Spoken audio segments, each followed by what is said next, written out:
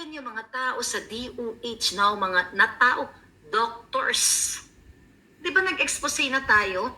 Yung mga doctors now na pinakasuhan ni Lisa Smugs. Di ba? Yung mga na-involved dun sa Dengvaxia na, actually, they're not really involved. Idinamay sila kasi ang instruction ni Lisa Smugs, o tignan to mga tao ni Duterte, o ito yung mga hindi umaayon sa atin.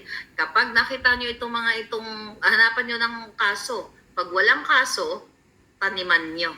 Di ba sinabi ko na sa inyo, this is very Lisa. A question, balik tayo kay Gloria, kay GMA. Kung si GMA, okay, ay hindi ko siya pinagtatanggol. Pero i-analyze natin. Kung siya ay talagang, kumbaga, guilty na siya dyan sa inaakusan na. Okay, so see? Yan, pati yung DOH pala, yung mga doktor, gustong pataniman ng kaso ni Lisa Smugs. Tingnan nyo. Sobrang kaahas talaga.